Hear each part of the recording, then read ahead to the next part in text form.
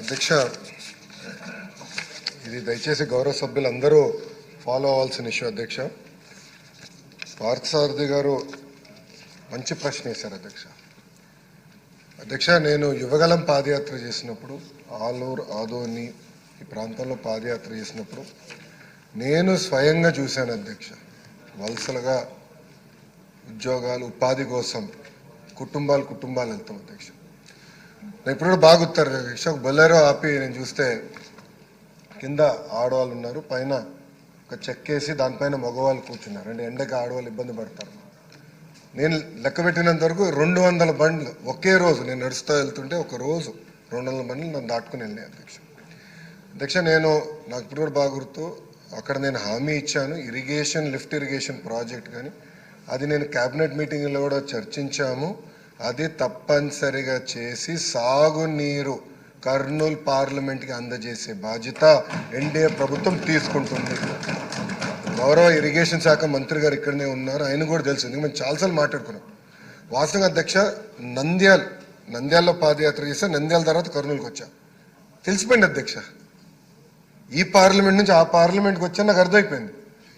Stock difference ఉంది రెండింటి మధ్యన. సో నేను స్వయంగా చూశాను. ఇది చాలా సీరియస్ ఇష్యూ, దాంట్లో ఎలాంటి సందేహం లేదు. ముందరగా మీరు అన్నట్టు సాగునీరు తాగునీరు అందజేయాలనేది మేము లక్ష్యంగా తీసుకున్నాం. గౌరవ ఉప ముఖ్యమంత్రి గారు పవన్ అన్నకు కూడా నేను 2-3 సార్లు ఇష్యూ చెప్తాం కూడా జరిగింది. అది ఫస్ట్ ఇష్యూ. రెండోది, ఇప్పుడు పార్థసారథి గారు అన్నారు గ్రాస్ ఎన్రోల్మెంట్ రేషియో కానివ్వండి, లిటరసీ రేట్ కానివ్వండి, డ్రాప్ అవుట్ కూడా చూస్తే అన్నిట్లో కర్నూలు జిల్లా కర్నూలు పార్లమెంట్ వెనుకబడి ఉంది. అది వాస్తవం, దాంట్లో ఎలాంటి సందేహం లేదు. అందుకే మీరు ఈసారి చూస్తే డిఎస్సిలో రిక్రూట్మెంట్లో పెద్ద ఎత్తున కర్నూలుకే ఉపాధ్యాయులు రాబోతున్నారు అధ్యక్ష. చాలా సీరియస్గా తీసుకుంటున్నాను ఇది. అది ఫస్ట్. రెండోది, అపార్ ఐడి అని కేంద్ర ప్రభుత్వం ఇప్పుడు స్లోగా మ్యాండేట్ చేస్తున్నారు. అంటే పిల్లలకి జీవితాంతం ఒక ఐడి వచ్చేస్తుంది, ఆధార్కి ఇంటిగ్రేట్ చేసి ఒక ఐడి వస్తుంది. సో కేజీ నుంచి పీజీ వరకు అదే ఐడి వాళ్ళతో ట్రావెల్ అవుతుంది. సో ఇప్పుడు మేము మాట్లాడుకున్నది ఏంటంటే అపార్ ఐడి ద్వారా మేము ట్రాక్ చేద్దాం. ఒక కంట్రోల్ రూమ్ పెట్టి ట్రాక్ చేసి పిల్లలు ఎక్కడున్నారు, ఒక వారం పాఠశాలకు రాకపోతే ఎందుకు రావట్లేదు, ఎక్కడికి వెళ్ళారు ఈ పిల్లలు అనేది ఇప్పటి నుంచి ట్రాక్ చేద్దాం. సో ఆ ఐటీ ఇన్ఫ్రాస్ట్రక్చర్ మొత్తం మేము తయారు చేస్తున్నాం. ఎడ్యుకేషన్ పైన ఎటుకో షార్ట్ డిస్కషన్ ఇన్ డీటెయిల్ వెళ్ళగోదే ట్రాక్ చేసి ఒక్కరు కూడా డ్రాప్ అవుట్ అవ్వకూడదు. ఇక్కడ 2 విషయాలు. ఒకటి, మీరు అన్నట్టు హాస్టల్ చాలా లిబరల్గా వాడేసాం. మీరు ప్రశ్న అడిగారో లిబరల్గా చెప్పాం. మీరు అన్నట్టు బ్రేక్ఫాస్ట్ లంచ్ డిన్నర్ ఇక్కడ హాస్టల్ వసతులు లేవు, అది వాస్తవం, అందరు తెలిసిన విషయం.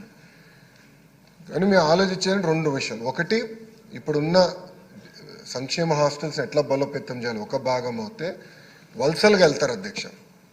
ప్రధానంగా వాళ్ళందరూ మిర్చి సమయంలో ఇక్కడికి వచ్చి గుంటూరులో ఎక్కువ శాతం మంది ఇక్కడ ఉంటారు.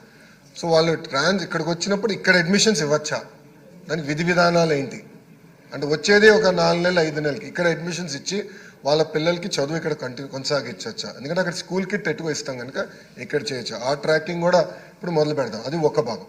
అంటే ఒక పక్కన హాస్టల్స్, ఇంకో పక్కన ఈ ట్రాకింగ్ 2 ఉంటేనే డ్రాప్ అవుట్ రేట్ తగ్గుతుంది, దాంట్లో ఎలాంటి సందేహం లేదు అధ్యక్ష. గౌరవ సభ్యులు చెప్పినట్లు ఇప్పుడు 24-25 బడ్జెట్లో 121 సెంటర్, అంటే రాష్ట్ర వ్యాప్తంగా 121 సెంటర్లో కేవలం 6,040 మంది విద్యార్థులకి 6,04,00,000 రూపాయలు ఖర్చు పెడతాం జరిగింది. మీరు చూస్తే గతంలో కూడా డీటెయిల్స్ మొత్తం నా దగ్గర ఉంది అధ్యక్ష. అంటే ఎక్కడ ఒక రేషియో లాగా లేదు. కొన్ని సంవత్సరాలు ఎక్కువ ఉన్నాయి, కొన్ని సంవత్సరాలు దాదాపు 10 కోట్లు ఖర్చు పెట్టాం. వైకాపా ప్రభుత్వం సమయంలో అయితే 40 లక్షలు ఖర్చు పెట్టినవి కూడా సంవత్సరాలు ఉన్నాయి. అంటే ఇది ఒక ప్రణాళికబద్ధంగా చేయలేదు, ఏదో నిధులు ఉన్నాయి చెయ్యాలి ఒక టిక్ బాక్స్గా చూసాం తప్ప పిల్లలకి మెరుగైన విద్య అందించాలి, వాళ్ళ తల్లిదండ్రులకి విద్య లేక వాళ్ళు ఎట్లయితే వలసలుగా వెళ్ళాల్సి వస్తుందో అలాంటి పరిస్థితి పిల్లలకి రాకూడదు అనే ఆలోచనతో అయితే గతంలో పనిచేయలేదు. ఇది చాలా సీరియస్గా తీసుకుంటున్నాము, దాన్ని మీకు ఎలాంటి డౌట్ వద్దు. అసెంబ్లీ సెషన్లు అయిన తర్వాత కూడా గౌరవ సభ్యులందరితో కూర్చుంటాను, ఆ పార్లమెంట్ సంబంధించిన సభ్యులతో. We will discuss threadbare. ఒక పక్కన సంక్షేమ హాస్టల్స్ని ఎట్లా బలోపేతం చేయాలి, ప్యారలల్గా ఏదైతే నేను చెప్పాను వలసలు జరగకుండా చూసుకుంటాం. ఒకటైతే అక్కడ కూడా మెరుగైన విద్య ఎట్లా అందించాలి, ఒకవేళ వేరే జిల్లాలకు వెళ్ళినప్పుడు అక్కడ ప్రభుత్వ పాఠశాలలో విసులుబాటు కూడా కల్పించే విధంగా చేసే బాధ్యత మన ఇండియా ప్రభుత్వం తీసుకుంటుంది.